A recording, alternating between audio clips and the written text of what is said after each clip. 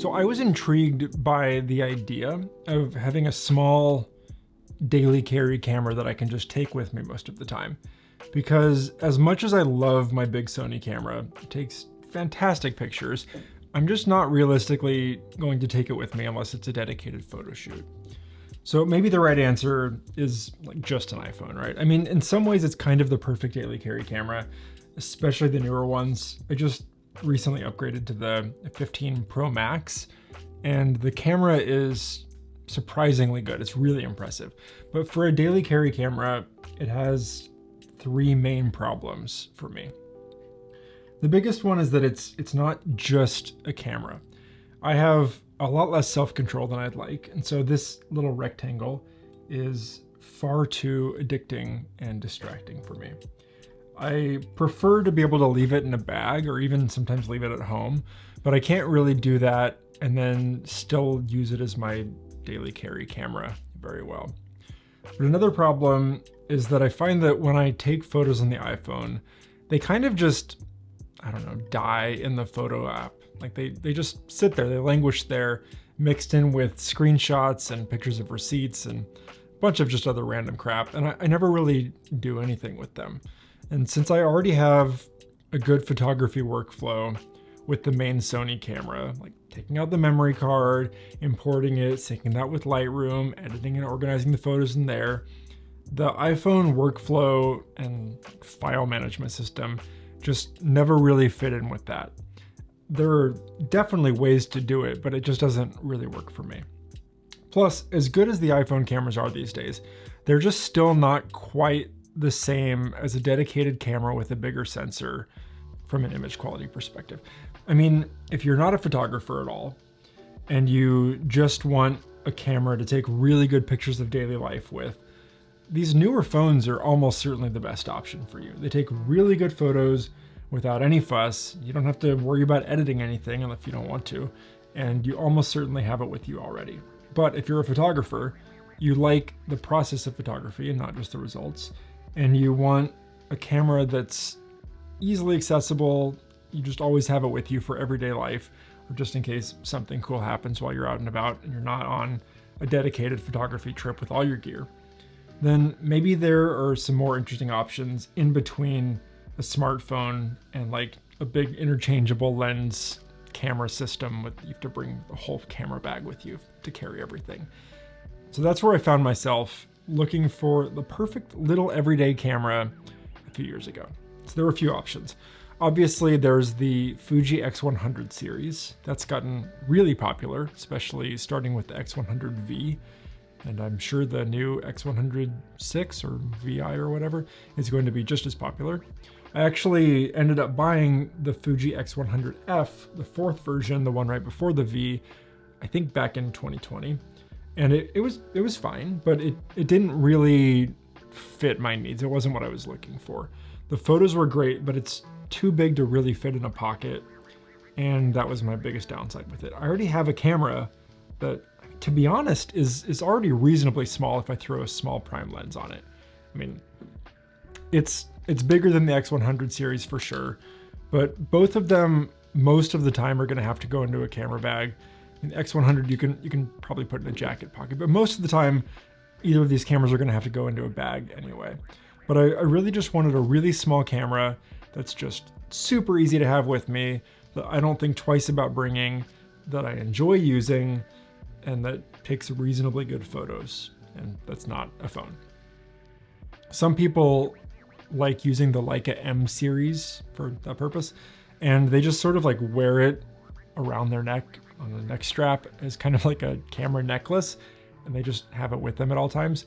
But I didn't really want to do that, and I also just didn't have like an extra $12,000 lying around that I wanted to spend on another camera. You know, there's the Leica Q series, the Leica Q2, Leica Q3, but that's even bigger than the X100 series, and it's also just stupid expensive. And there are a few other options out there that might have been fine, but they all just kind of didn't really get me very excited for a number of reasons. But I heard about these little Ricoh cameras, but I'd always dismissed them because of the fixed 28mm equivalent focal length. which is honestly a little bit too wide for the way that I like to see the world, and the kind of photography that I like to do. But then I heard about the Ricoh GR3X, which has a 40mm equivalent lens, and I was very intrigued. It sounded like pretty much exactly what I was looking for. It's not as portable as an iPhone, just due to the thickness. I mean, it's smaller than an iPhone, but it's thicker. But it is really small, and especially for the size of the sensor that it has in it and the image quality that you get with it.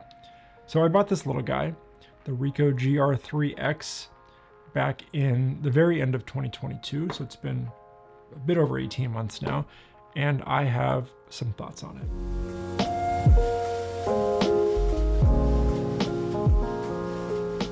So the two most important things that I was looking for were the experience of using it as an everyday carry camera and how the images themselves looked. So essentially the form factor and the image quality. Now the image quality is fantastic. It's really, really sharp. Honestly, just super impressive for this tiny package. I mean, it's like the size of a deck of cards. It's ridiculous. And it's not quite as good in low light as like a full frame camera, and the raw files don't edit quite as nicely as my Sony a7R4 files. There's not quite as much room to crop in compared to a higher resolution camera, but also it's reasonably good at all of those things, like for any camera, regardless of size. And for one that's this freaking tiny, it's just insane. It's so good. And also I'm comparing this against like a top end, super expensive, professional, interchangeable lens, like high-end camera. So it's never going to be quite as good. However, there are a handful of images in my portfolio and several in the long-term projects that I'm working on that I shot with this camera, that I shot with the Ricoh. And you probably can't tell which ones are which. I actually kind of surprised myself when I was going back through the images from the Ricoh for this video, and I had totally forgotten that one of the photos that I recently had licensed for the Atlantic magazine was actually shot with this camera. So it's good enough for that. And maybe even more impressive or more important, I've made and sold prints up to 13 by 19 inches from this camera, and it could definitely print bigger than that too. Like that didn't feel like it was pushing it at all. So all of that's to say that the image quality is really good in general for any camera, but for a camera of this size, it's phenomenal.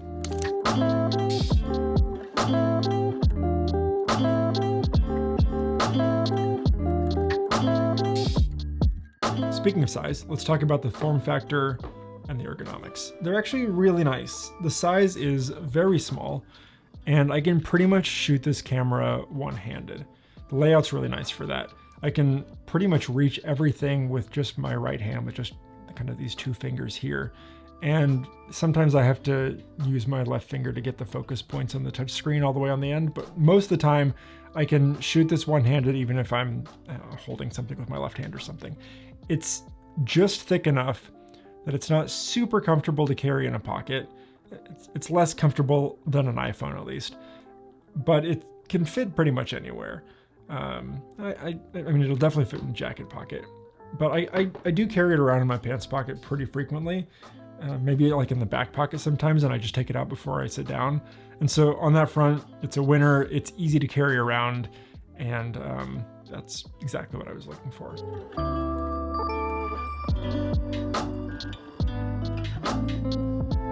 Let's talk about the focal length. So this is a prime lens. It doesn't zoom in, doesn't zoom out. So there are inherently some trade-offs with that. You have to make sure that it's the right focal length that works for you. Ricoh makes the GR3 as well, which has a 28 millimeter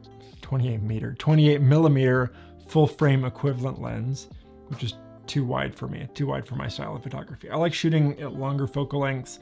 So if it was gonna be a prime lens for this kind of camera for me, I wanted a 35 millimeter or a 50 millimeter lens.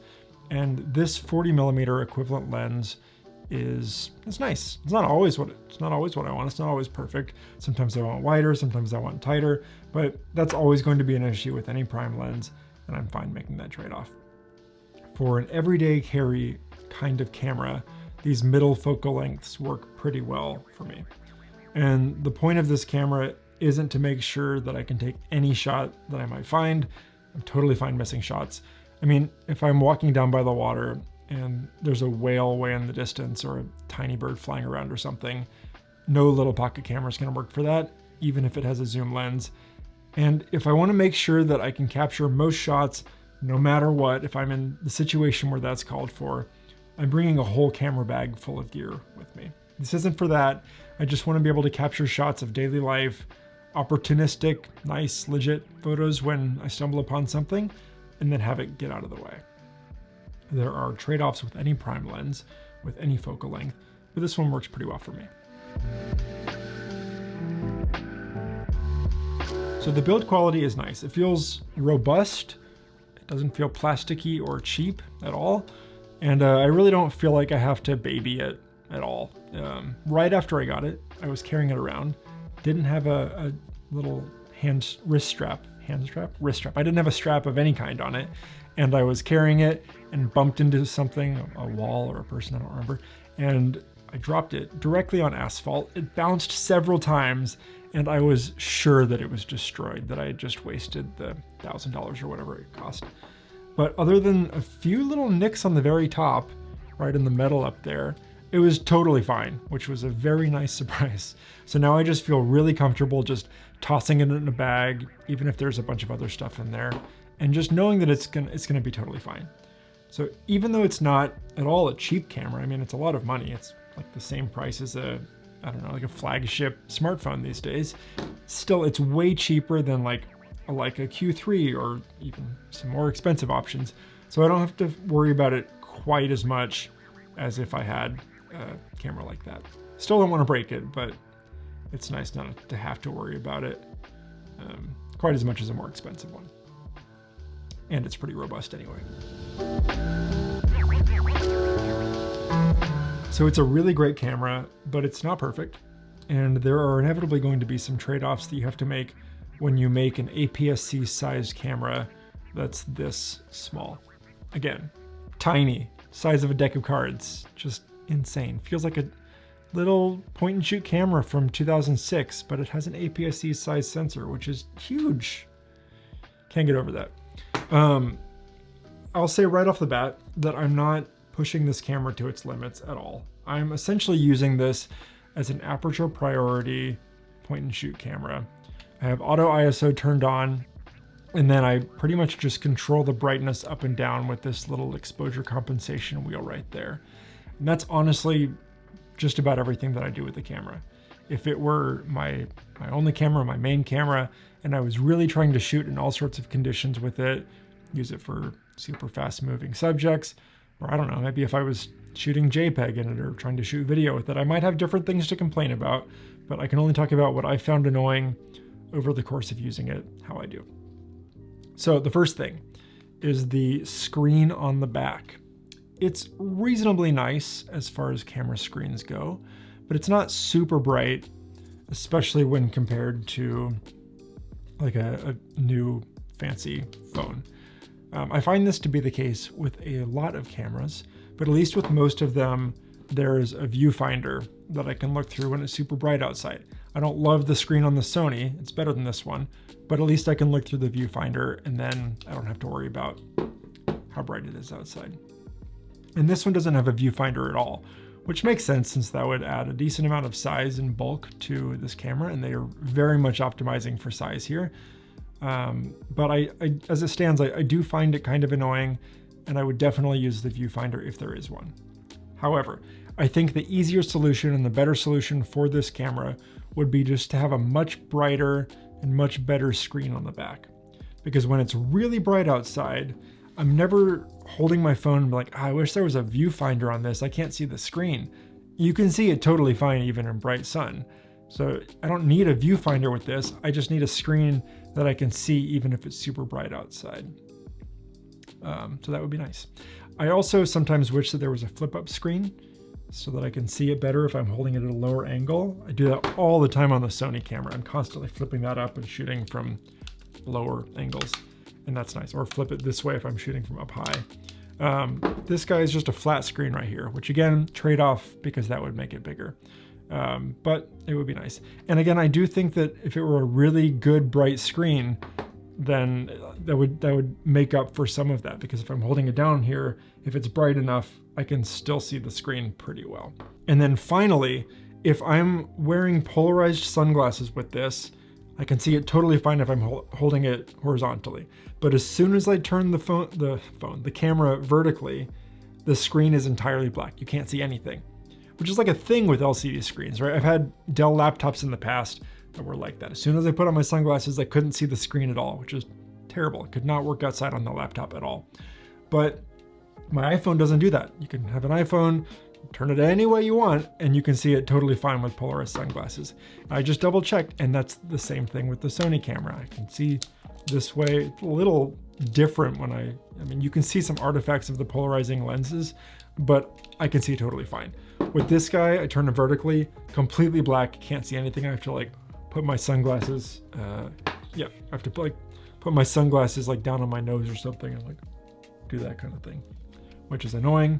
Not the end of the world, but it would be nice to have a better screen on the back of this camera. For all of those purposes, yeah, it just feels like a little bit outdated technology there, but it's okay.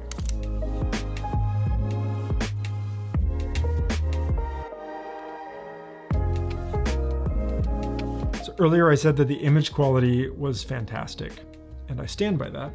But at the same time, I also find that the raw files are a little harder to edit than the ones from my Sony a7R IV. And that could just be because this is what I'm used to. I've been shooting with this for years, and before this I was shooting with the a7R II, so I'm very much used to this camera and ones like it. But in general, I find that I can't raise the shadows or just push the image around quite as much with this camera without things starting to look a little bit off. They just start to break down a little bit and it doesn't look as good. Again, it's still fine, and I'm comparing it with like a super fancy high-end prime or high-end camera here. So it's not a fair comparison really, but overall I do find myself tending to stick to like a more subtle, not extreme edit, which for me is fine because that works well with my style of photography anyway. And I'm usually going for a pretty natural look. So I'm just making small tweaks to color and contrast and shadows and highlights and that kind of thing. So it's fine, but I do find that the files are a little bit different and not quite as nice to my taste compared to the Sony ones. Again, not a fair comparison, but I did notice that. And then I would say that the autofocus just isn't nearly as good as on my Sony. Again, not a fair comparison, but it is something that I've noticed. It works fine most of the time, but there are occasional shots that I've missed when the subject was moving quickly. Not the end of the world, but I thought I'd mention it. I'm sure there are a bunch of other features that this camera has that I don't even know about because, like I said, I've essentially set this up as a point and shoot camera with a little bit more manual control, with aperture priority and that kind of thing. I usually just use this wheel right here, or that wheel right there, to flip around the aperture and then just let auto ISO take care of the rest. But for the most part, this is just a point and shoot camera for me. I believe you can shoot video on it, but I didn't even touch on that because I've never really shot video, I don't think ever, with this camera. And I'm just talking about my experiences and what I bought it for. The battery life, I'm sure isn't great because the batteries are tiny. I mean, look at this guy. It's a tiny battery. But this isn't the kind of camera that I'm going to be doing a full day of shooting with. So it's a non-issue for me. And you can always buy another one of these batteries. They're cheap, they're tiny, they will fit anywhere in any bag. You can also charge it with USB. So if you've got a laptop or a charger or like a USB battery brick, you can plug it into there and top it off.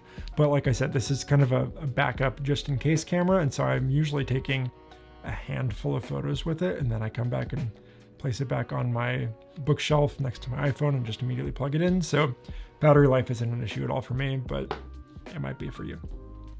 So for my needs, for what I wanted, this camera is almost perfect. And if you're a photographer who already has other camera gear for more serious shoots, and you want a small, truly pocketable camera to carry around with you when you're not bringing your big camera with you, but you also don't want your smartphone to fill that role. So this is a fairly niche audience that I'm talking to, but in that case, I would recommend giving this a shot.